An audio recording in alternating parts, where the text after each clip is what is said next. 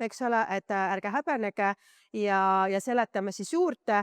Kui on mingid teemad, et kui on siin uusi inimesi, kes pole võib-olla nagu varem käinud, et meil on hästi palju infopäevasid erinevaid, siis lepime kokku nagu eelmine kord, et võib-olla räägime selle kvartali info ära ja need, keda need teemad ja küsimused ei huvita, saavad ära minna, teised, et olete oodatud jääma ja siis saame edasi käia need teemad, mis jäävad võib-olla üles, eks ole, et kui inimestel on küsimused.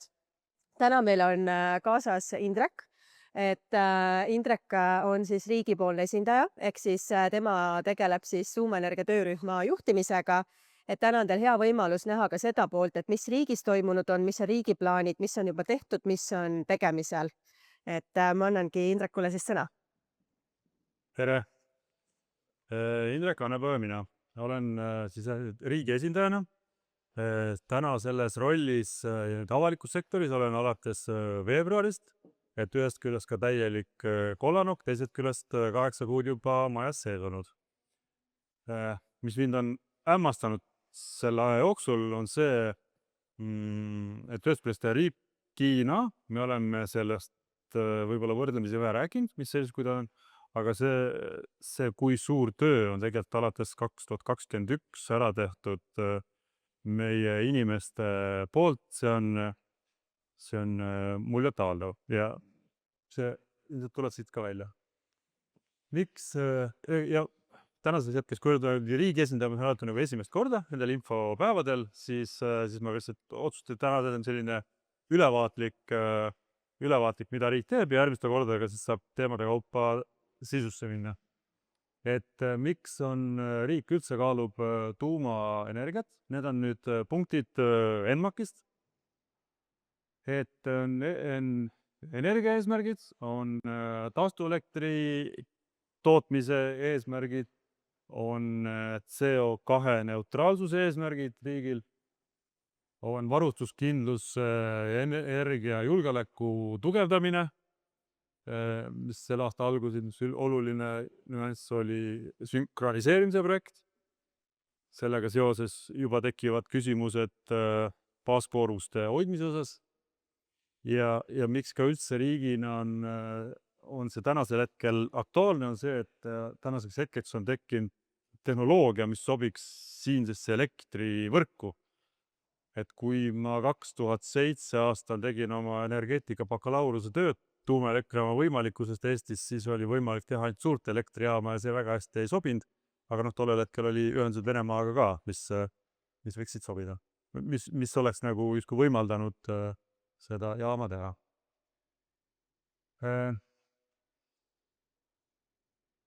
Me siin Eestis ise ei areta selle tuumaenergia kasutuselevõtu programmis midagi. Selleks on Rahvusvahelise Aatomienergia Agentuuri poolt ette antud väga-väga selge süsteemne programm, mis on 3-etapiline ja igas etapis on selline 19 infrastruktuuri osa, mida igas etapis käiakse uuesti läbi suurema teadlikkuse tasemel. Ehk et Eesti esimese etapi läbi siis 2021 kuni 2023 tehti kindlalt, kas Eestis üldse saab sellist asja nagu tuumajaama ehitada. Tulemus oli see, Rahvusvahelise Aatomienergia Agentuuriga hinnang, et saab küll. Eelmisel aastal tegi valitsus otsuse, et võib edasi minna ettevalmistavate tegevustega, mis tähendas teise etappi sisenemist. See täpike tulema. Ehk et laias laastus ja see teine etapp siis kestab suurusjärk 2027, et 2025. 2032. aastani ja ehk et sellega siis peaks olema selge, et kas siis jaama ehituseks läheb või ei lähe.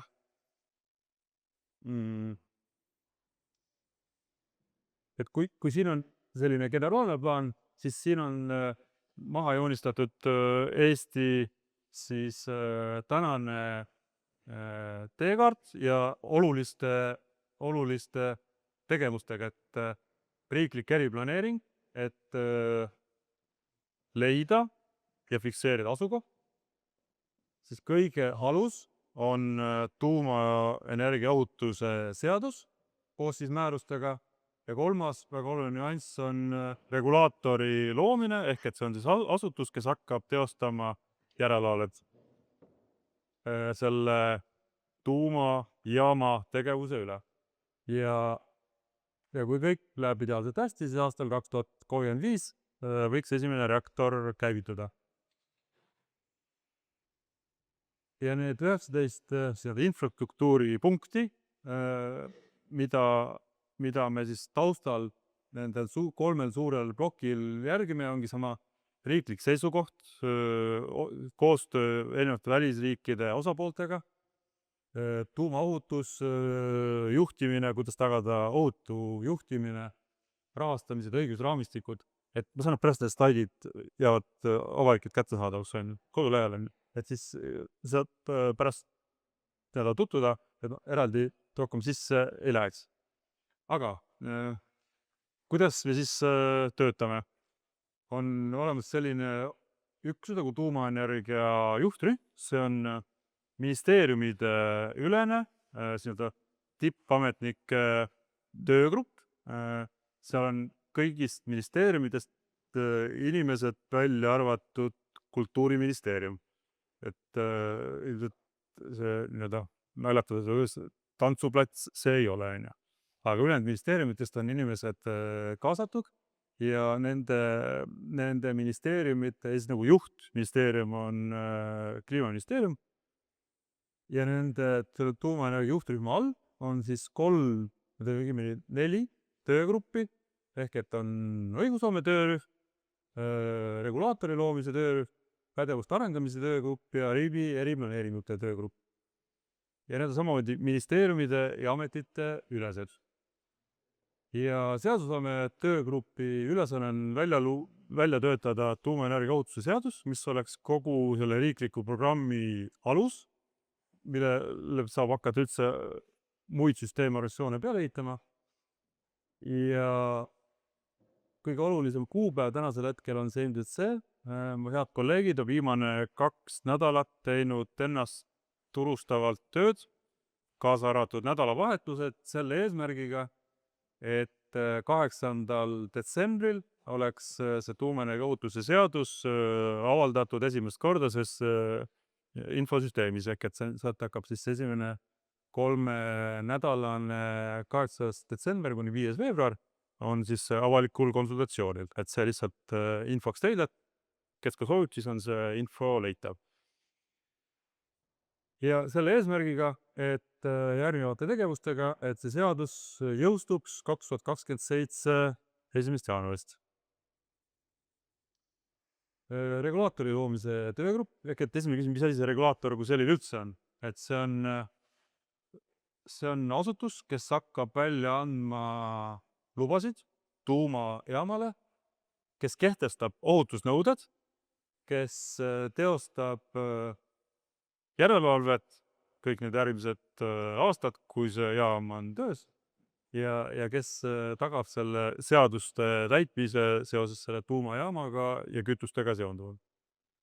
Ja ka regulaatori loomise ajakava kehana, see on ära otsustatud, see tuleb tehnilise järelevalve, Tarbijakaitse ja Tehnilise Järelevalve Ameti juurde ja selle käesoleva aasta lõpuks valmib esimene draft siis eelarvetega, inimeste vajaduste, kompetentsi vajadustega sellest regulaatorist ja ka selle eesmärk on, et see alustab tööd 2027 aasta jaanuarist. Et see ei ole, see ei hakka tühja koha pealt, selle regulaatoriga liituvad Keskkonnaameti kiirusosakonna inimesed, neid on tänasel hetkel suuruselt 14 inimest ja seal sellest kaardistusest tuleb ka välja, missuguseid siis ametipositsioone või missuguseid rolle või kompetentsi on vaja arendada, et kuidas me selleni jõuame. Kolmas on pädevuste arendamise töögrupp, mida veab Haridus- ja Teadusministeerium ja selle töögrupi eesmärk on siis kaardistada ära, hetkel on käimas OSKA uuring energeetikasektori jaoks ja selle tulemus on järgmise aasta alguses, 2026 esimeses kvartalis valmib. Selle tulemusena me saame infot, missugused kompetentsid ja tööjõud on olemas meil energeetikasektoris. See katab kõik soojuseid, päikest, tuult, tuuma jaoks, põlevkiviga seonduv ja see täiendav osa sinna juurde tuleb ka, mis on seotud tuumaenergiaga, ehk et esimene sisend, milliseid pädevusi, kui palju meil inimesi on täna olemas riigis vastavate kompetentsi, kui palju neid juurde vaja. Lõppudes võib öelda, et see tuumaelektrijaam, et ta on täpselt samasugune elektrijaam nagu iga teine soojuselektrijaam, ainult see energiaallikas on teine võrreldes gaasi või põlevkiviga, et see lihtsalt lisab oma nüansi sinna juurde. Aga eelmisest sellest OSKA uuringust tuli välja, et kõige suurem vajadus või puudujääk on näiteks soojusenergeetikutest Eestis. Ehk et need soojusenergeetikud igas elektrijaamas, soojuselektrijaams on vaja, et sõltumata, mis see kütteallikas on. Ehk et selle me saame teada ja selle pealt on järgmise aasta eesmärk kokku panna tegevuskava nii haridusasutustele, nii ülikoolidele, kutseõppeasutustele, meditsiinikoolidele, ministeeriumitele endale, missugune on see kompetentside kasvatamise, arendamise vajadus selleks, et siis 2035 oleksime valmis tarbima tuumaenergiat ja et see kõik ettevalmistavad tööd oleks selleks hetkeks tehtud. Et see on ka samamoodi, et ei areta ise, vaid et väga head juhendid ja rollimudelid on meil ees, mille järgi need tööd käivad. Ja kolmas on neljas töögrupp on riigi eriplaneeringu töögrupp, kus siis Fermi Energia andis taotluse REP-i algatamiseks ja 22. mai Vabariigi Valitsus selle algatas. Ja tänaseks hetkeks Mart-Jaanas isegi pärast täpsemalt sellest, aga 8. jaanuaril on siis selle riikliku eriplaneeringu läbiviimise siis hanke tulemuste tähtaeg, ehk et kes on see siis konsultatsiooni konsortsium, kes hakkab seda riikliku eriplaneeringu läbi viima. Ja sellega eesmärk on siis esimene etapp on 2025-2027, kus leitakse siis sõelutakse nendest 2 piirkonnast sobilik asukoht välja ja järgmises etapis tehakse juba sellest täpsemaid uuringuid selles konkreetses asukohas, nii et 2029 võiks olla ka siis meil selge, kuhu tuleb tuumaelektrijaam.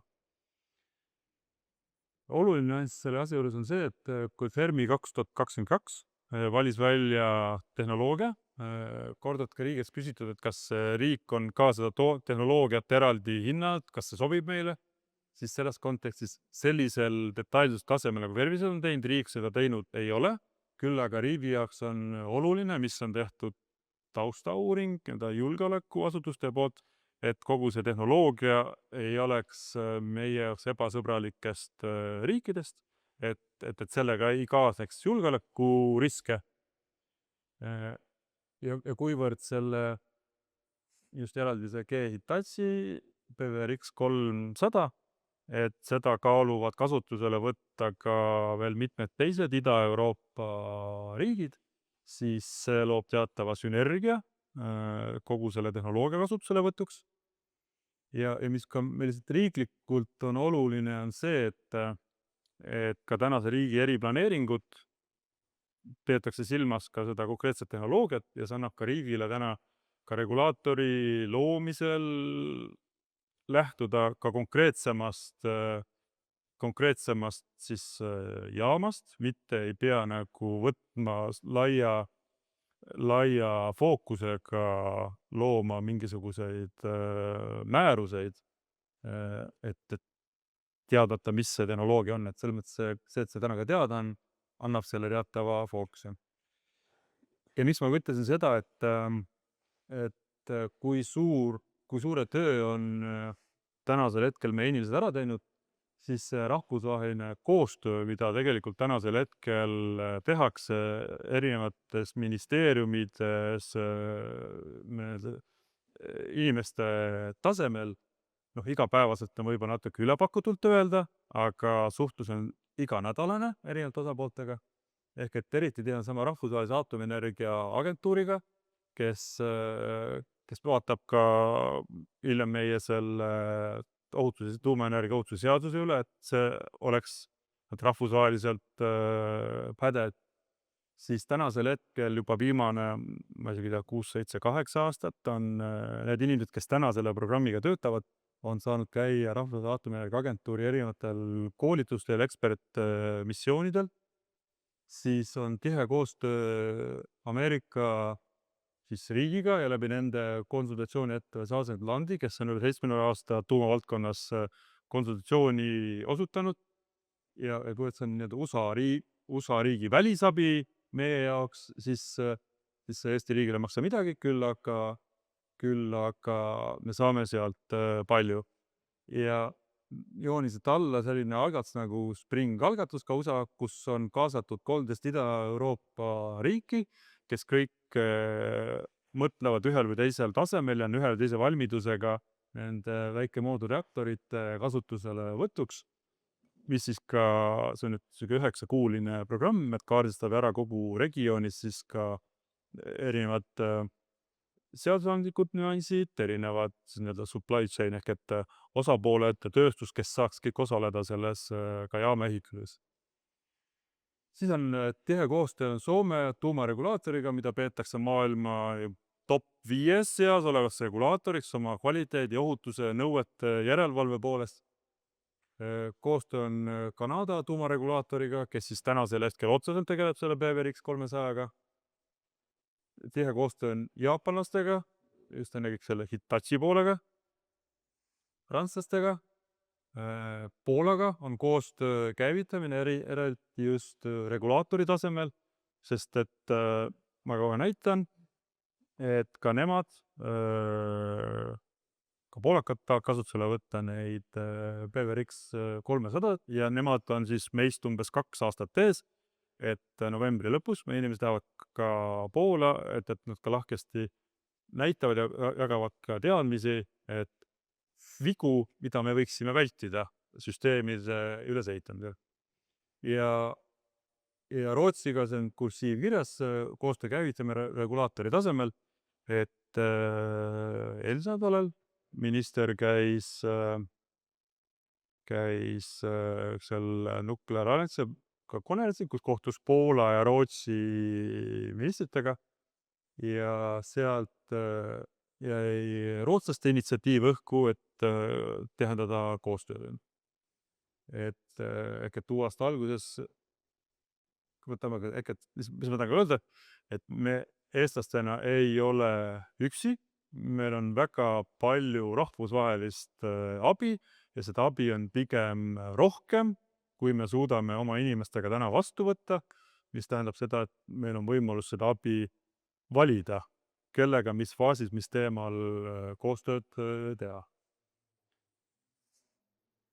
Ja oluline asi, mis ka meie jaoks ka nii riigina kui ka ilmselt Fermi jaoks on see, et palju räägitud Kanada esimese reaktori siis käivitamise aeg on 2029-2030 erinevate andmetega. Ehk et me ei ole esimesed ja Poola planeerib teha 2 suurt elektrijaama, aga Poolas Orlen planeerib asendada oma söejaamad ka selle sama BWRX 300 reaktoriga ja nende eesmärk on neid 24 tükki sinna paigaldada. Ja esimese käikulaskmise aeg on 2030-ndatel, mis ka meie jaoks tähendab seda, et selleks hetkeks, kui meil on riiklik eriplaneering tehtud, selleks hetkeks, kui ehitusloa faasi minna, selleks hetkeks, kui lõpliku investeerimisotsuseid teha, siis tegelikult meil on juba ideaalis 2 mudelit ees, arusaamaks, et kas siis läks tööle, mis need kulud olid, et me ka selles kontekstis ei ole taaskord enam nagu first of the kind ehk et esimene kasutusele võtja, vaid et meil on millest õppida. Lihtsalt eraldi tõime välja, et samad seminid arenguprogrammid, et meil inimestel on, ma ei saa öelda, et nagu põhjatu, aga selles mõttes selline arengu ja arenemise võimalused on olnud piisavad selleks, et olla täna seal, kus me oleme ja selleks ka see tänasel hetkel mina olen vähe olnud selles sektoris, aga nagu väga äge on vaadata, kui nende inimestega käia, siis tullakse, patsutatakse õla, et tõesti, et te olete väga tublid olnud. Et ka meie inimesed, kes esimeses etapis olid, need käivad täna teistes riikides, Aafrika ja Aasia riikides, neid esimese etapi siis auditit tegemas ja rääkimas meie lugu, kuidas eestlased selle tegid. Ja võib-olla see, et lihtsalt oligi juttu, et kuidas siis see nagu pädevuste või inimestega, et kuidas me siis need inimesed saame päriselt, kes selles sektoris hakkavad tööd tegema, siis ongi nagu 2 strateegiat, et esimene strateegia, 2 eakega, et kiire käivituse faasis on võimalus kasutada väliseksperte senimaani, kuni me koolitame välja enda eksperdid Eestis. Ja need eksperdid kas siis tulevad meie ülikoolidest või läbi stipendiumitega välisülikoolidest ja tuua koju veel need inimesed, kes täna juba töötavad välisriikides. Et see huvitav fakt, et tegelikult kogu sellest tuumasektorist 5% töökohtadest on nõutavad sihuke väga spetsiifilise tuumaharidusega ehk et tuumainsenerid. Et ülejäänud inimesed kaetavad ka teiste sektorite kompetentsidega, aga lihtsalt oluline nüanss selle juures on see ohutuskultuur, 3 S safety, security ja safeguard, ehk et see mõttelaad peab olema natukene teine või kõrgemal tasemel, võib-olla kui mõnes teises sektoris. Et lihtsalt kui jätkuvalt me oleme 2035 on see, kui jaam käivituks, need tänasest hetkest on see 10 aastat ja me riiklikult hindame, et me jõuame kõik vajalikud eeldused ära teha selleks, et see jaama käivituse hetkel oleks riigi poolt kõik eeldused kaetud. Ja kõik programmi materjalid on avalikud, ennekõike Kliimaministeeriumi veebilehel kiirgus tuumaenergia ja lihtsalt tõingi see välja veel, et see eelnõu osa, riigi eriplaneering, algatamine, riigi eriplaneeringu protsess ja ka praegust avalikus aktiivne olen ENMAK 2035 ja Fermi enda veebilehel. Vot, see on üldvaates riigi poolt hetkel kõik. Et kui on küsimus, kas küsimuste vastuste voor on ja kohe küsige. Muidugi. Ja nagu meelest ära läheb.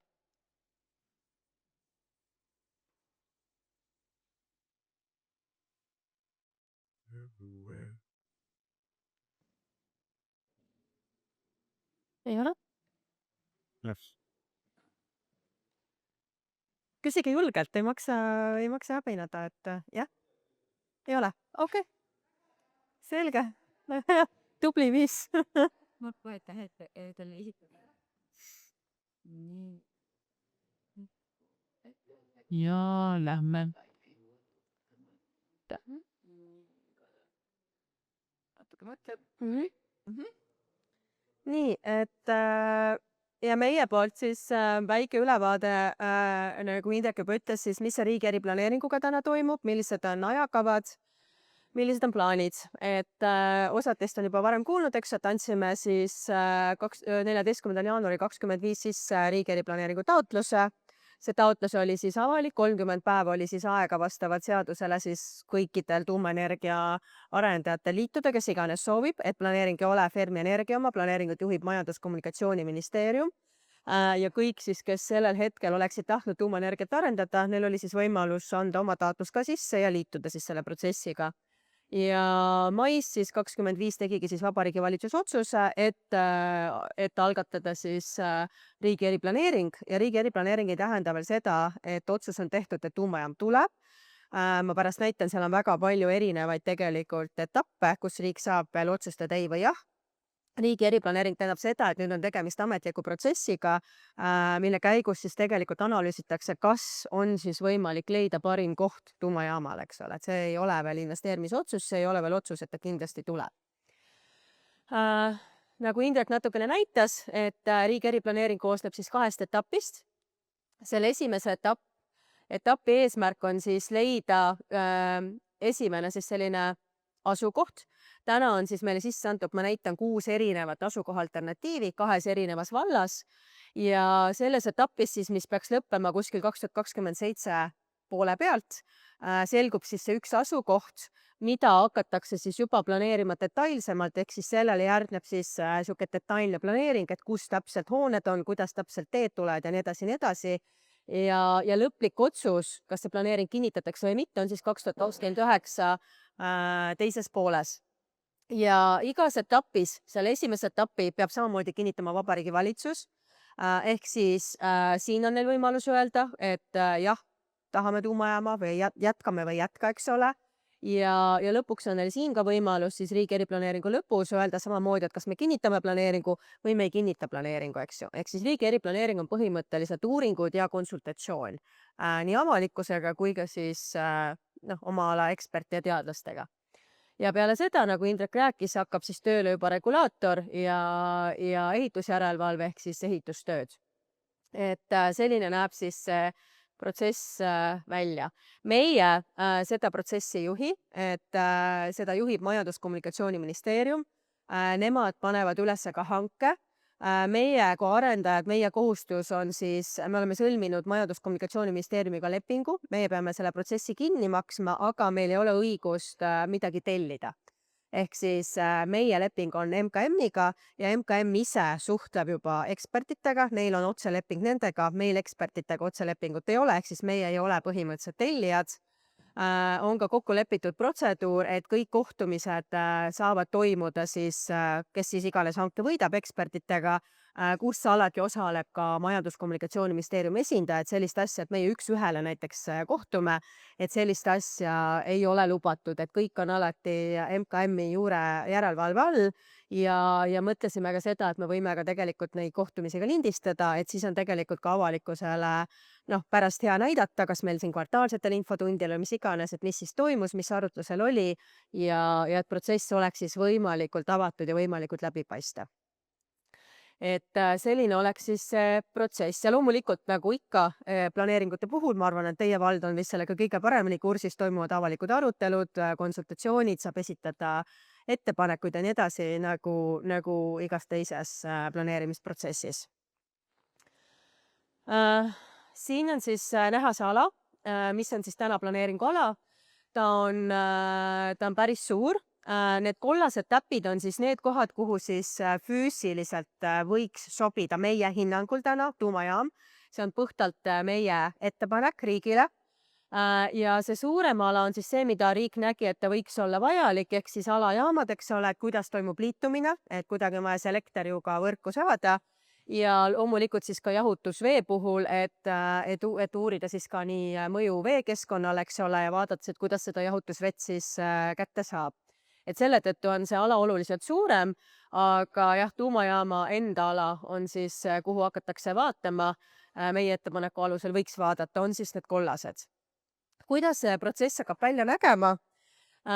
Nagu Indrek ütles, et tegelikult läheb hange ülesse ja kuskil eeldatavalt siis jaanuaris võiks selguda siis, kes hakkab seda tegema, et me ei tea, et hankes saavad osaleda kõik. Mis oli huvitav, on see, et seal hankes on ette nähtud 32 erinevat eksperti. Ikka klassika, eks ole, linnustik, loomastik, mõju veele. Siis on tegelikult uus huvitav on siis julgeolekuekspert, kellel on riigisaladuse luba, ehk siis oleks kogu meie, ütleme praegu on ärevad ajad, eks ole, et oleks kogu see just nagu sõjaline ja sihuke nagu turvapool otsustatud. Et see küsisin, mis endast välja näeb, et need on sellised teemad, kus siis tegelikult varasemalt on, mis seda vist pole väga tihti teinud, vist üks kord on tehtud praegusel ajal, et põhimõtteliselt julgeolekuekspert on siis see, kes oma ette arutab selle teostajaga asjad läbi eraldi toas. Kõik ei pea sellest teadma, ei tohigi teada, aga see on siis see inimene, kes tegelikult vaatab siis kogu seda ohutuse ja turvapoolt, eks ole, üle. Siis mis on veel teistmoodi lisaks siis Eesti klassikale, eks ole, et kõik võimalikud siis eksperdid, geoloogid, veeteadlased ja nii edasi, on siis juures spetsialist, kellel on siis varasem tuumajaama opereerimise kogemus ehk siis inseneriharidusega, on juures siis tuumajaamade projekteerimise kogemusega inimene ja on juures siis ekspert, kellel on varasem tuumajaamade keskkonnamõjude hindamise kogemus, mida meil Eestis ei ole, eks ole. Et tegemist on siis rahvusvahelise hankega, et päris suur, just lugesin kokku 32 erinevat spetsialisti on siis vaja kokku panna, et päris suur tiim. Ja mis siis esimeses etapis saama hakkab, et me ise vaatasime, et kuskil 2026, märtsi algus, eks ole, et lepingu tähtaeg on täna kuskil 20 veebruar, võiks olla see leping sõlmitud, ehk siis kuskil märtsis võiks hakata siis sisuline töö pihta. Ja esimene etapp, mida siis MKM on meile öelnud, on see, et nüüd meie ettepanekust nendest 6 hankes on kirjas, et eelselekteeritakse siis keskmiselt 3 asukohta, ehk siis kuskil kevadel peaks siis nendest 6 minema see asi natuke koomale ja selguks siis 3 asukohta, mida hakatakse juba edasi täpsemalt hindama. Ehk siis esimeses etapis see ekspertrühm vaatab siis üle, et mis on siis need sellised kõige mõistlikumad alad, mida hinnata, et ei ole mõtet, et liiga kulukas, pikk ja ei ole mõistlik, ka IAEA juhendid näevad ette, et see tuleks järjest koomale tõmmata, et siis teha võimalikult kvaliteetne uuring välja valitud aladele. Ehk siis selles etapis peaks siis selguma sellist circa keskmiselt 3 asukohta, mis siis lähevad juba siis sinna hästi põhjalikku uurimisse. Ja edasi siis on siin erinevad, esialgu siis on see REP 1 ligikaudne ajakava, loomulikult need võivad natuke venida, sõltuvalt kuidas see uuringud, eks ole, on, kas on leitud mingid takistusi ja nii edasi, nagu iga planeering, ta võib venida, kiiremaks ta ilmselt ei lähe, elu näitab seda, aga ta võib venida, eks ole. Aga eeldatavalt siis 2027 mai oleks siis see, kus võiks olla siis teada või kinnitatud positiivse stsenaariumi korral siis see 1 asukoht, 3 siis saab 1. Ja siis saab lõplikult teada, et mis on siis see, kuhu tuumajaam oleks siis võimalik rajada. Et selline näeb välja see ajakava. Loomulikult igas etapis on siis ette nähtud siis kooskõlastamised kohaliku omavalitsusega, avalikud arutelud inimestega. Sellel hetkel tuleb siis teie ette ka Majandus-Kommunikatsiooniministeerium. Meie jätkame ikka oma infopäevadega, aga Majandus-Kommunikatsiooniministeerium tuleb siis rääkima ka eraldi, iseseisvalt, eks ole, meist sõltumatuna. Ja üritame siis kommunikeerida ja jagada infot nii palju kui võimalik. Ja mis on siis, seda ma selle jutu ma rääkisin teile ära, mis on tekkinud küsimusi inimestel, on tekitanud küsimusi, on siis erinevad maateemad. Et kuna tuumajaam, need alad on suured, eks ole, ja nad asuvad siis nii riigimaal, kohaliku omavalitsuse maal, kui osad on ka eramaadel. Ehk siis riigi eriplaneeringus ongi siis võetud mingisugune ala, eks ole, mis oleks perspektiivikas ja hakata siis uurima, mis on mõistlik, mis ei ole mõistlik. Ja on siis küsitud, et me oleme tegelikult, ilmselt olete uudiseid lugenud, et Fermi Energia on palunud siis Viru-Nigula vallal ühe krundi osas, eks ole, teha siis seada meile hoonestusõigus, ehk siis tegemist on kohaliku omavalitsuse maaga. Et võib-olla seletada lahti, kuidas me liikunud oleme, et igat sammu uudistes ei kajastata ja võib jääda sellest võib-olla väga selline, kuidas öelda, lünklik info, eks ole, ja väga vale arusaam. Et mida me tegelikult tegime, ma võib-olla näitan teile pärast ka, et me alustasime tegelikult alguses läbirääkimisi riigiga juba 2025 aasta aprill, enne kui see riigi eriplaneering alustati, oli meie kui arendaja seisukoht see, et kuna see on päris kallis protsess, ehk see riigi eriplaneering meie hinnangul täna läheb maksma kuskil 4 miljonit eurot, et see on päris suur summa. Ja meile kui arendajale oleks vaja siis saada kindlust peale seda esimest etappi, et sellele maa-alale, mis välja valitakse, on siis võimalik meil päriselt ka tulevikus rajada, eeldusel, et kõik on positiivne ja planeering kinnitatakse, on sellel maa-alale meil ka õigus rajada pärast, eks ole. Sellepärast, et riigi eriplaneering ei taga sulle maad, maa peab tagama endale ise, kuna täna ei ole sellist seadust, et tuumajaam peab asuma riigimaal, nagu näiteks Nursipalu puhul oli, eks ole, siis on see arendaja enda äririsk ja enda tegevus tagada siis see, et sul oleks siis pärast kuhu ehitada, eks ole. Ehk siis meie esimene tegelikult üldse pöördumine oli riigi poole, et me tahame selgust ja aru saama, et kuidas siis selle maaga seotud teemad välja hakkavad nägema.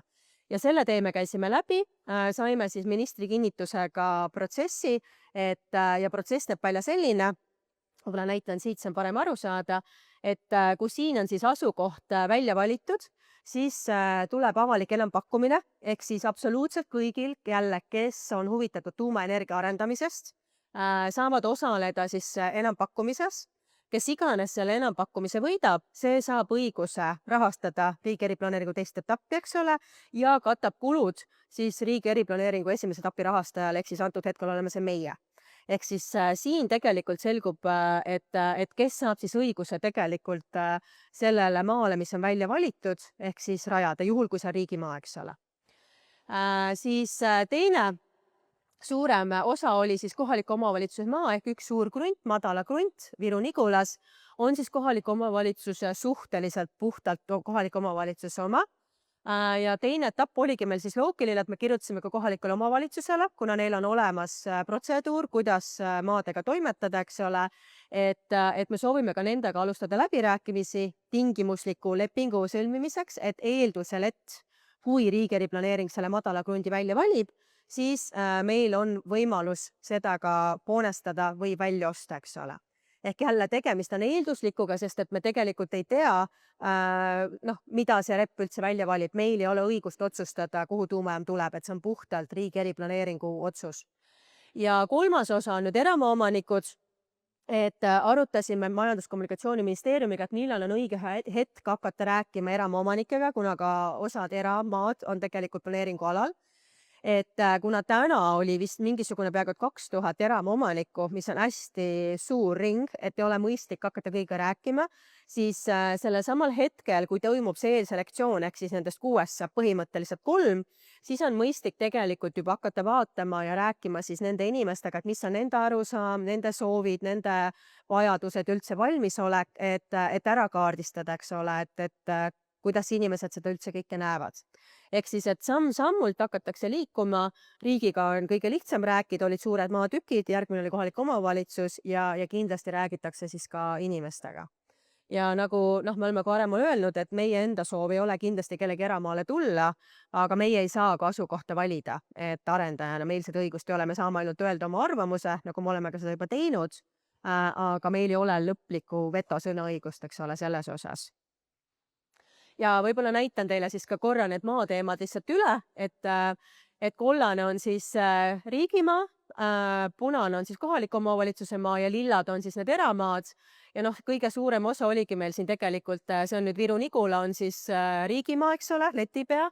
Siis punane ongi siin see madala, mis on siis kohaliku omavalitsuse maa ja siis jäävad osad siis eramaad siin samamoodi sisse, ehk siis see piirkond on siis ka siis kaalumise all, eks ole, mis on meie ettepanek, aga me veel ei tea, mida need eksperdid arvavad.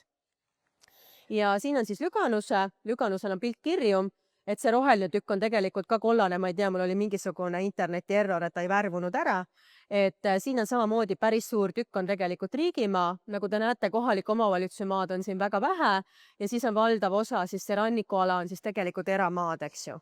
Ja jälle juhul, kui valitakse mingi osa välja, siis on mõistlik hakata siis juba nende eramaaomanikega juba nagu põhjalikumalt siis ka rääkima ja kaardistama. Et te saate aru siis, et kuidas see liikumise plaan on. Kas teil sellel teemal on mingid küsimusi, et ma liiguksin siis järgmise teema juurde? Planeeringuga ja maadega seotud küsimusi. Kuidas? Meil on vaja 150 hektarit, sinna mahub sisse ka ehitus ja 2 reaktorit ja tegelikult piirangud tuumajaama ümber, piiranguala on kuskil 300 meetrit, eks see 150 hektarit ongi siis see, mis on kõik koos piiranguga ja edasi mingit piirangut ei ole tegelikult tuumajaama puhul, et nagu iga suurtööstuse puhul, ma ei tea, ma võin näiteks tuua, siin oli Nitrofert, eks ole, Ida-Virumaal või Viru Keemiagrupp, mis iganes, et kõik suure suurõnnetusohuga kategooriaga ettevõtted, neil on kõigil oma reageerimisala, kus nad peavad siis tagama selle, et kui midagi juhtub, eks ole, siis inimesed saavad evakueeritud, ehk siis tuumajaama puhul on sama ja Siseministeerium on pannud 2 kilomeetrit raadius on siis see reageerimisala, et see ei tähenda seda, et sul on seal piirangud, sa võid elada, sa võid toimetada kõike seal teha, aga lihtsalt see on see ala, kus meie peame tagama valmisolekut, kui midagi peaks juhtuma, siis me suudame kiirelt reageerida, nagu iga teine tööstus seda teeb. et ma ise elasin kunagi Kohtla-Järvel, Järve linnaosas ja ma tean, et kui Nitroferdis oleks pauk käinud, siis mina oleksin pidanud nagu jalga laskma päris kiiresti. Et Kohtla linn oli näiteks seal sees, et see on nagu päris mitmete suurõnnetuse tööstuste puhul selline. Jah? No sa ilmselt tead ka. Ma ei taha teada, ma tean tegelikult, see on veel hullem. Okei, kas on veel mingeid küsimusi? Ma siis liigun võib-olla selle juurde, et mis kasu ka tuumajaam toob, et palju on ka küsitud seda, et noh, maksumaksja raha eest, eks ju, et riik toimetab päris palju, et see ju kõik nõuab investeeringuid, et oleme lasknud siis ka hinnata, et kui palju kasu siis tuumajaam riigile toob, et tegelikult kui vaadata, siis tuumajaam on iseennast ära tasuv projekt, kuna tegemist on kuskil 3 miljardi, siin on 2 miljardit, aga nüüd on tegelikult selgunud, et hind on 3 miljardit, ehk siis see kasu läheb natuke isegi veel suuremaks, täna see on väga konservatiivne, see uuring, mis meil oli, ehk siis tegelikult toob tuumajaam seoses sellega, et siia tulevad ka ehitajad, päris paljud ettevõtted saavad lisatööd, siis ta toob päris palju kasu riigile endale, lisaks ainult sellele, et ta toodab elektrit, eks ole, stabiilselt ja hea hinnaga. Ehk siis, kui ma nüüd õigesti mäletan seda tuumaenergia raportit, siis tuumajaam vist tasub ennast ära juba, kas oli 5. või 6. aastal, eks ole. Kui võtta need riigi kulud maha, sealhulgas kulud kaitsesse, eks ole, ja valmisolekusse, ehk siis tegelikult ta on päris hästi tasuv projekt riigi mõttes. Ja loomulikult osad teist on seda juba näinud, eks ole, et võib-olla nüüd on nagu hea ka mõtlema hakata rohkem, et eks kui see lõplik selgus asukohad on, siis tõmbub see piir veel koomamale, et kuna me täna ei tea, millise omavalitsusega me rääkima peame, siis me oleme näidanud seda mõlemas omavalitsuses, mõlematele inimestele, et hakkaks mõte liikuma, et mis kasu võiks tuumajaam tuua ka kohalikule kogukonnale. Et ma võib-olla küsin, et kes teist Olkiluotos on käinud, tõstke käsi? Päris paljud juba, eks ju. Ehk siis noh, seal on samamoodi see, et seal on natukene see skeem teine, aga tuumajaam tegelikult toob sellele kohaliku omavalitsusele päris palju kasu. Et seal on küll sihuke maamaks, eks ole, ja tänu sellele kohalik omavalitsus ei võta sult tulumaksu, sest Soomes iga kohalik omavalitsus määrab oma tulumaksu ja seal on Soome kõige madalam tulumaks selles vallas, sest et vald saab nii palju raha tuumajaamat, eks ole, siis kuna meie puhul sellist asja ei ole, siis peab olema mingisugune teine siis kompensatsioonimehhanism, eks ole, et mingi kasu peab ju ka kohalikul omavalitsusel inimestel sellest olema, lisaks töökohtadele. Ja mida me oleme ise vaadanud, et kindlasti võiks teha mingisuguse fikseeritud hinnaga lepingu, et see vald võiks saada parema hinnaga elektrit. Mis on võimalik teha, see nüüd sõltub, kas omavalitsusel on soovi või ei ole, on võimalik tarnida kaugkütet. See kaugküte, see on siis ilma nende torustiketa, see on siis meie oma hind, eks ole, et loomulikult tuleb vaadata siis, et kuidas neid trasse tõmmata, aga see on päris soodne, 30 € megavatt-tund. Mis on plaanis teha päris mitmeid otseinvesteeringuid, ehk siis me saame aru, et tuumajaam pakub tööd kuskil 200-250 püsitöökohta ja selle jaoks, et need inimesed jääksid valda, tuleb teha tegelikult investeeringuid elamuarendustesse, et inimesed tahavad elada, ütleme sellistes kaasaegsetes elamutes ja nendest piirkondades siin on keeruline tegelikult laenu saada, et see on nagu selge, et sa pead ise ka arendusse investeerima, et need inimesed siia ka jääksid.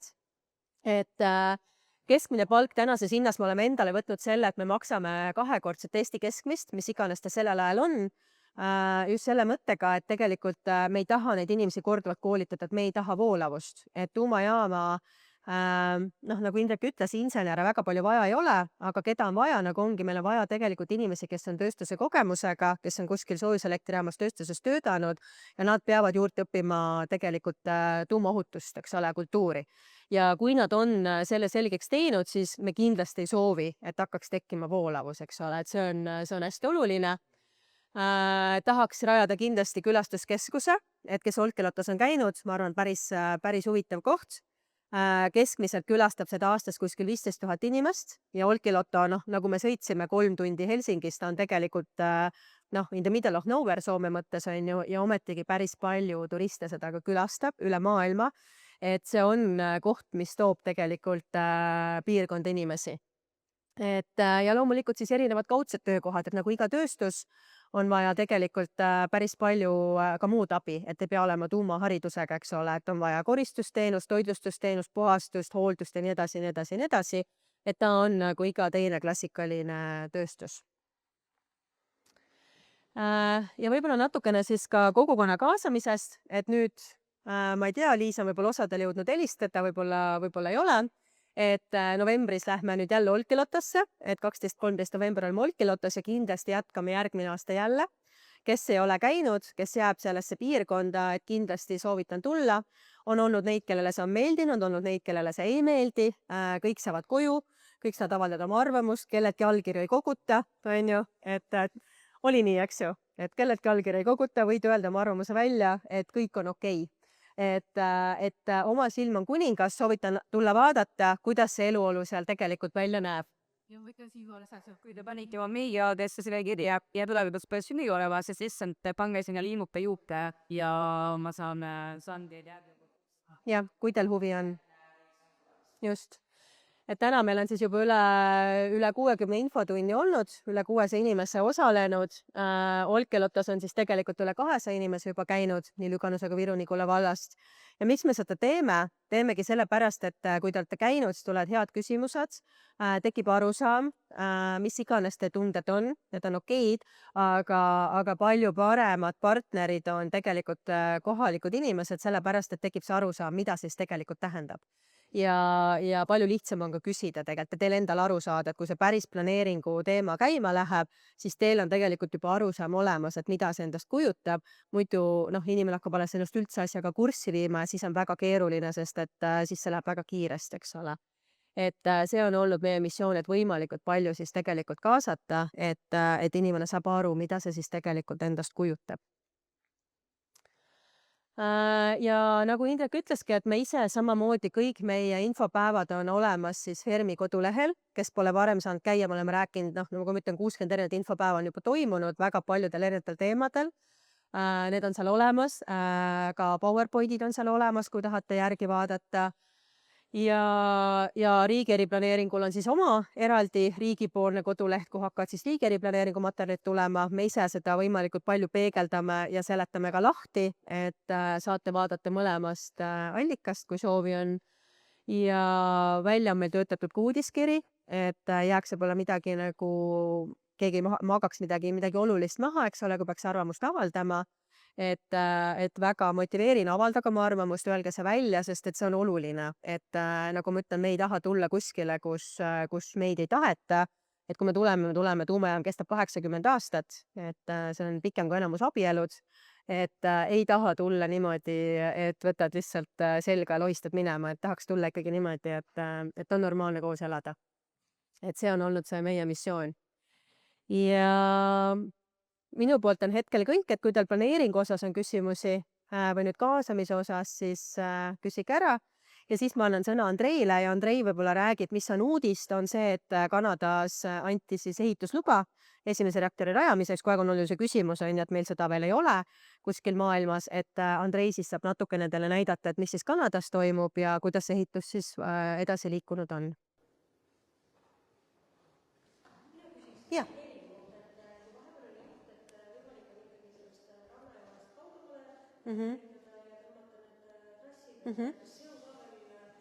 See on täna sees, et Lüganuses on meil 2 varianti. Oota, ma näitan siis sulle korra uuesti.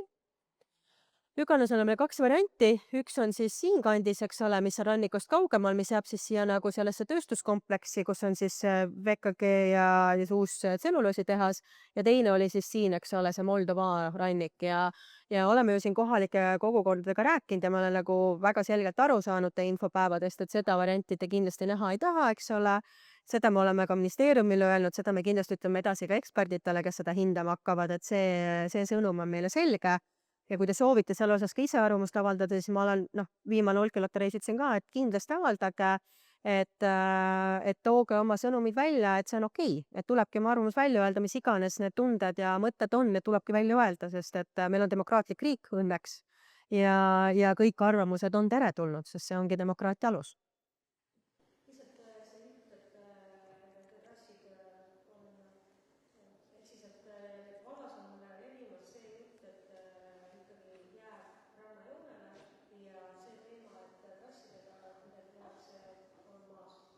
Ei, ma ei tea, kus see on tulnud.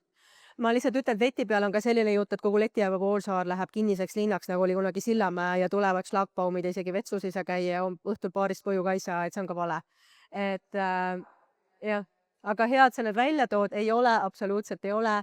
Nagu ma ütlen, täna on kõik variandid laual, mida ekspert otsustab ja valib, mina seda kontrollida või Fermi ei saa, eks ole, me saame ainult kõik info edasi öelda eksperdile. Aga ei ole, absoluutselt ei ole.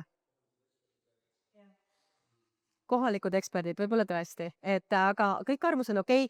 Oluline on see, et ei tuleks mingit suurt hirmutamist, et lihtsalt leti peal me kohalikelt saimegi teada, me ise ka ei teadnud, et seal inimesed tulid meile küsima, et kas ma õhtul purjuspäevaga baarist koju võin minna, kui ma tuumajaamast mööda sõidan, siis mulle, et muidugi võid, et tuumajaama aia taha võib-olla drooni ei maksa lennutama tulla, eks ju, et see pole hea mõte, aga muidu ei ole seal nagu mingid piirangud, aga siis ma sain aru, et kust see tuli, juba hirmutatakse, et kõik läheb kinni, eks ole. Et ei, sellist asja enam ei tule, mis kunagi nõukogude ajal oli. Et ei tasu. Ja kui on sellised küsimused, siis ma julgustan otse küsima, kas meilt või kui meid ei usalda riigilt, et küsige otse, kõik küsimused on okeid, ei ole lolle küsimusi. Mis iganes meelel on, mis närib, öelge välja, küsige ära. Praegu ongi see koht.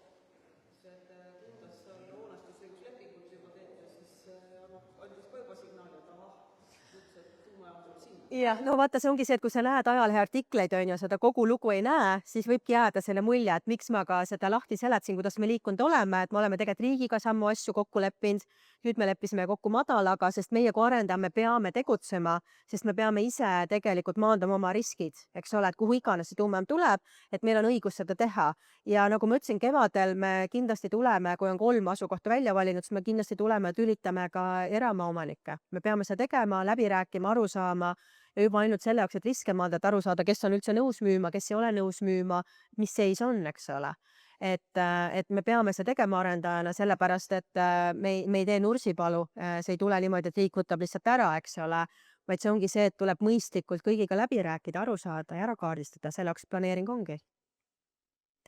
Et jah, aga kui lugeda väikseid tükke, siis eks teate küll, kus meedia toimib, et siis võib jääda, klikid loevad, eks ju, mida rohkem draamat, see rohkem klikke. Et siis võib jääda väga vale arusaam. Kõik küsivad, ma ütlen, et teeb otsust ära või? Ma ise tegelikult, meil ei ole ühtegi lemmikkohta selles mõttes, et igal ühel on, ei ole, päriselt ei ole, Tiit, ma tean, ma olen ju teinud nii palju projekte, et tavaliselt on ju sul nii, et sa teed valmis on ja siis hakkad seda müüma, on ju. Ei ole. Et tuumajaama puhul, mis on nagu äge, mis mulle isiklikult meeldib, võrreldes sellega, mis ma varem teinud olen, on see, et me ei ole alustanud isegi projekti. Ehk siis selles mõttes meil on mingi baasprojekt valmis, aga asukoha spetsiifilist projekti me tegelikult teeme siis, kui asukoht on välja valitud. Ja miks ma ka julgustan küsima või rääkima, me saame praegu juba teie ettepanekud arvestada. Tavaliselt, kuidas käib klassika, sa tead, Tiit, projekt on valmis, see on kallis, pärast inimesed jauravad, kedagi ei huvitas, enam keegi ei maksa seda muuta. Ja siis sa lihtsalt lased selle nagu edasi jooksutada. Aga meil ei ole valmis veel. No meil on, ma võin sulle välja tuua, meil on ma tegelikult tegin eelmine kord, kui me käisime, ma arvan, sind ei olnud, aga kui ma tõin välja, meil on igal asukonna plussid-miinused. Üks on siin see Letipea piirkond. Pluss on see, et ta nagu metsa sees, ta kedagi ei häiri, seal ei ole väga palju elamuid ümber. Miinus on see, et sinna natuke geoloogia keeruline, sinna läheb see küürkorg, seal on natuke keeruline seda vundamenti. Ei ole. Savi on siin on siuke, siin läheb mingi hästi imelik küürkorg läheb läbi, on ju, ja see muudab selle veits keerulisemaks, ta on nagu mingi liivane nagu jutt jookseb läbi. Pluss see muidugi, et ta merest kaugemal, siin on Natura ala, eks ole, ja siin on samamoodi see kogukond, see äär on siin nagu hästi vastu. Madal, hästi hea, sadama juures, eks ole, meri on jumala lähedal põhimõtteliselt, jumala hea transportida, on ju. Võrgud küsimus on, kuidas sa need võrguühendused saad, peab ikkagi suht kaugele, leti peab ka kaugele, palju peab metsa maha võtma, on ju. Ja siin on meil esimese kategooria alune merikotkas ja kodukakk, on ju, ehk siis meil tulevad nagu päris korralikud ehituspiirangud ilmselt, eks ole, pesitsuse ajal ja nii edasi, et igal alal on oma plussid ja miinused. Siis siin on samamoodi tööstusala, VKG ja nende kõrval iseenesest nagu oleks ka metsa sees, võib-olla väga ei häiriks, on ju, on pluss. Tee jookseb lähedalt, liitumine on lähedal, on pluss, on ju. Miinus on see, et need veetorud tuleb tegelikult tõmmata, eks ole, päris pikalt. Aidust ei jätku meil vett kahjuks, et Aidu pidi välistama. Ja siin samamoodi pluss on see, et ranniku lähedal, eks ole. Miinus on see, et alajaam on juba kaugemal, ta on keset küla, inimestele ta ei meeldi, selle piirkonna inimestele, on ju. ja sadam jääb kaugele, et igal asjal on omad plussid ja miinused, et ei ole sellist, mis ühte asukohta, mis võtab kõik linnukesed, on ju, all the boxes, et meil ei ole sellist ühte, kes on 100% sobib, on ju. Et igal ühel on plussid, miinused ja sellepärast tulebki sellega nagu päriselt tööd teha, päris palju on vaja veel uurida. Jah. Sadam on tähtis sellepärast, et tuumajaamal on päris suured komponendid. Nad on, kas sa ütled mulle, Andrei, kui rasked need 700 tonni on kõige raskemad komponendid ja neid on vaja transportida, loomulikult kõige lihtsam. Neid on võimalik autoga transportida, aga kõige lihtsam on transportida otse sadamast, eks ole. Et see on nagu ehituslik jälle, et ei ole midagi, mida ei ole võimalik teha, ühtegi sellist, need kõik asukohad on sellised, et me teame, et me saame hakkama, aga ei ole ühtegi asukohta, mis on 100%, et see asukoht sobib absoluutselt kõigeks. Et sellist ei ole.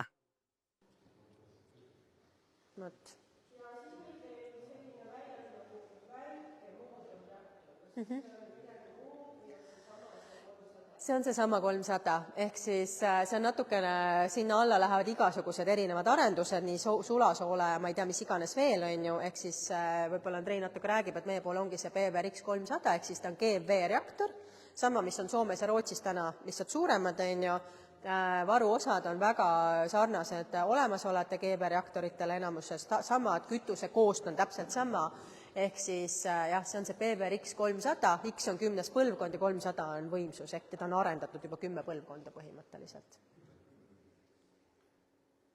Jah. Okei. Ma arvan, et läheb üles ja esimesed saab vaadata. Aga siis tere minu poolt, olen Andrei Belanovski, olen Diana kolleeg firmi Energiast. Ja natuke teile räägin... Tutvusta natuke ennast ka, et... Ja, olen siis... Alustasin oma õpetajat TalTechis elektriinsenerina, aga pärast kolisin Rootsi, kus õppisin tuumaenergeetikat ja siis töötasin Kungliga Tehnilise Kõrgkoolis, see on Stockholmi ülikool, töötasin seal, uurisin Rootsi reaktorite ohutust.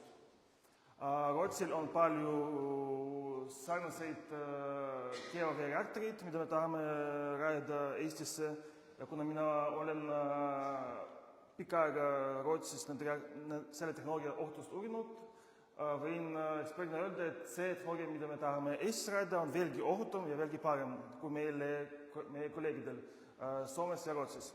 Aga sarnased reaktorid, BWR ehk GeoV-reaktorid, neid täna kasutatakse meie põhjanaabrid Soome ja Rootsi. Ja see on tehnoloogia, mida maailmas ehitati ja kasutati alates 60. aastatest eelmises sajandis.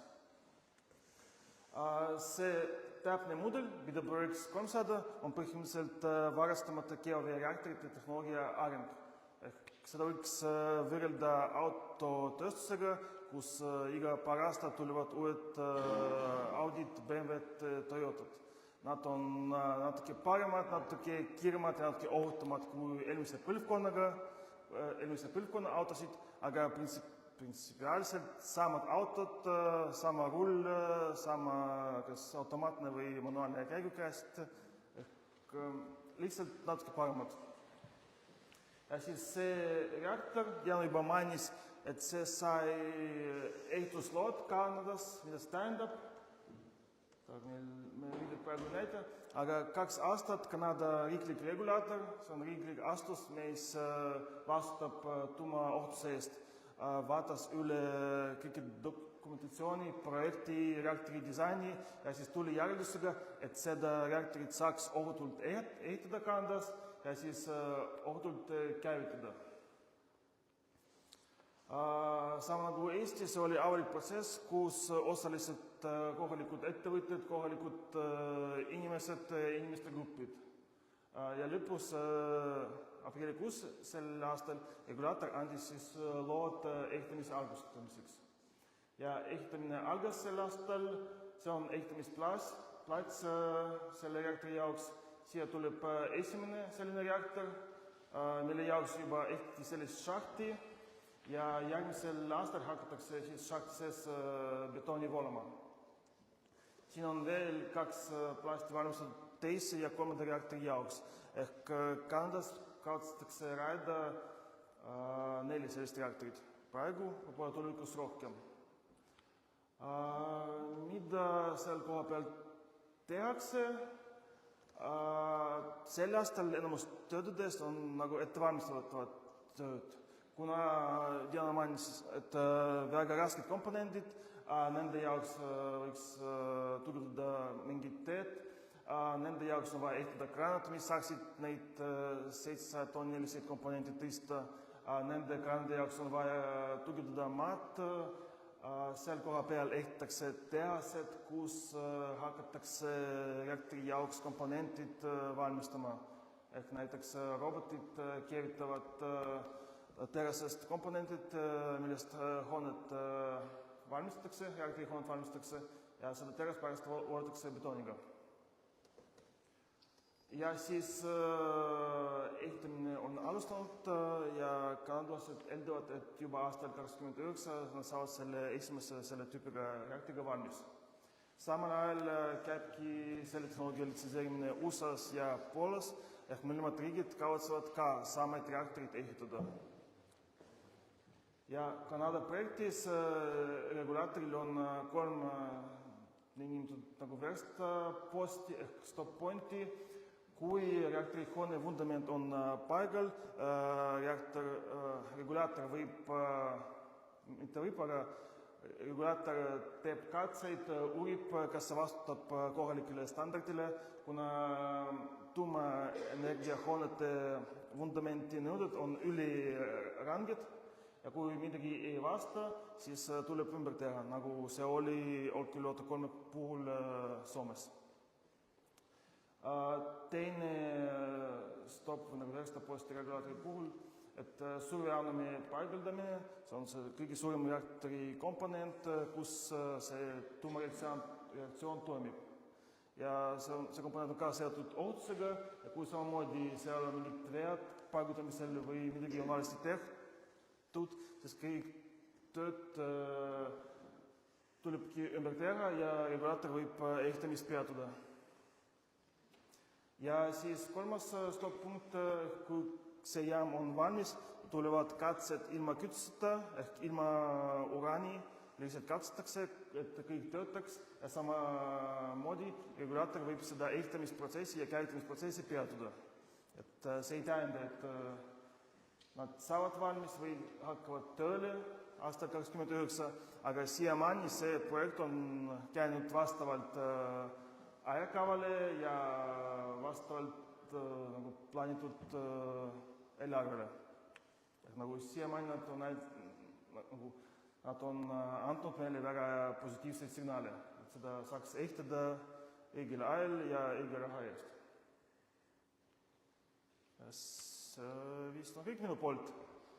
Väga kiiresti, aga kui teil on küsimus tehnoloogia kohta või muude asjade kohta, nagu repi kohta Dianale, siis palun küsige.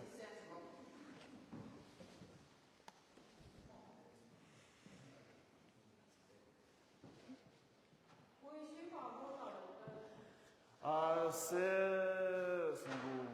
auk, see on 35 meetrit umbes. Ei, see reaktori hoone ise läheb sisse. Nagu fundament on paar meetrit, aga see auk, kus asub see reaktor ise, on 35 meetrit sügav. Ta on 35 meetrit maa alla ja 35 meetrit on hoone maa peal, et ta on niisugune hästi pikk jurakas.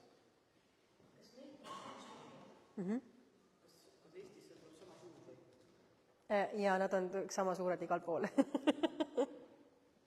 Eks see ongi veel väike tegelikult, et see, mis te Olkiluotos näete, on, et need on suured, et need on tõesti pirakad, eks see on kõik maa peal, et seal see 65 meetrit on Olkiluoto hoone kõrgus, kes on käinud, eks ju, et see tuleb pool sellest siis ja pool tuleb siis maa alla ja kõik see kõige tundlikum osa ongi maa all, eks ole, kõik see reaktor on tegelikult maa all, seal peal on veebasseinid, mis tagavad selle passiivjahutuse, ehk siis ta on tegelikult nagu oluliselt paremini kaitstud, kui on need suured, sest neid maa all ehitada ei saa, on ju.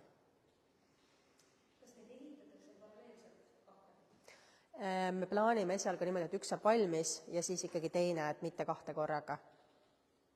Et on päris suur ettevõtmine, et mõistlik on teha, kõik on praegu teinud niimoodi, et ikkagi üks ja siis teine, eks ole.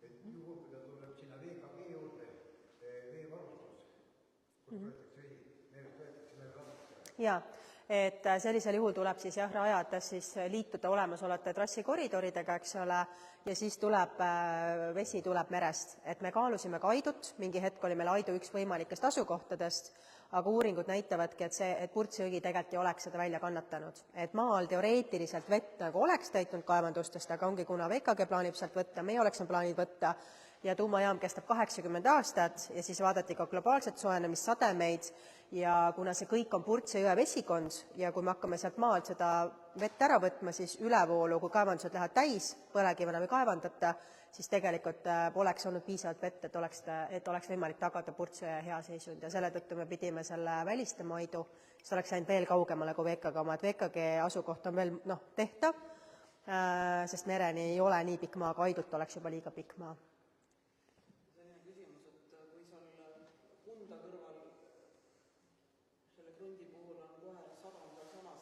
oluline, et neid raskeid suuri komponente saaks merd pidi tuua.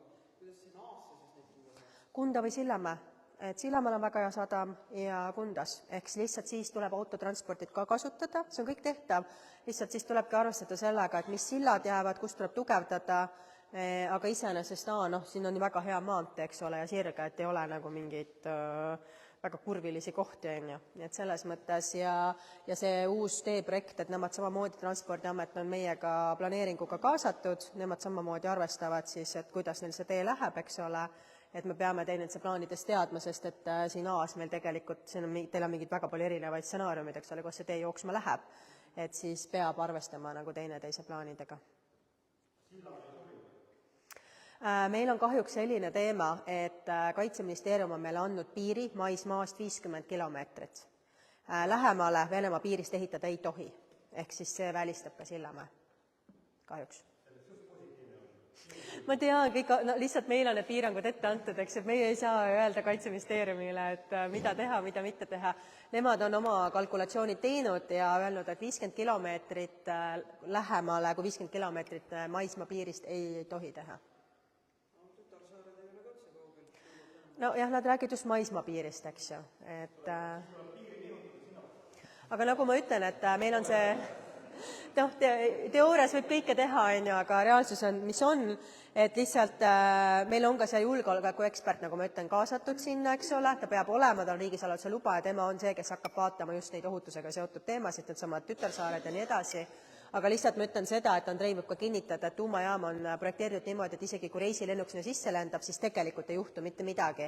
Et seda tuumajaama ta ei ole mingisugune habras asi, et teda oleks väga lihtne lõhkuda. Ja ajalugu näitab, kui te vaatate praegu Ukrainat, ainukesed asjad, mis päriselt elektrit toodavad, ongi tuumajaamad. Midagi rohkem seal enam elektrit väga ei tooda, sest see on ära lõhutud. Et ajalugu ikkagi näitab, et tuumajaamad säilivad, on väga kallis vara, ja isegi tegelikult ohu korral nad kasutatakse küll hirmutamiseks neid, aga ega keegi neid väga lõhkuda ei taha. Et elu näitab seda, kui vaadata ajalugu, eks ju. Kas Võrtsi järv on liiga vana? Ja liiga soe. Ja Peipsi ka kahjuks. Nad on nii lombid, et oli täitsa isegi kunagi vaadati. Ja teine teema on ka võrk, eks ju, et miks Lääne-Eesti, näiteks ja Lõuna-Eesti on keeruline, et kogu meie elektritootmine on täna idas, on ju, meil on siin tugevad võrgud ja siis kujutame ette, et põlevkivitööstus läheb kunagi kinni, need võrgud lähevad kasutuks, on ju, ja siis me hakkame ehitama võrku välja täitsa kuskil teise Eesti otsa, on ju, et kas te tahate seda oma arvel näha. Juba täna on arvel suurem osa on võrgutasu kui elekter, mis te reaalselt tarbite, et kas seda on vaja veel suuremaks. Üle Saaremaa planeeritakse ju suurt elektriühendust Lääne-Euroopale. No, vaatame, kus sellega läheb.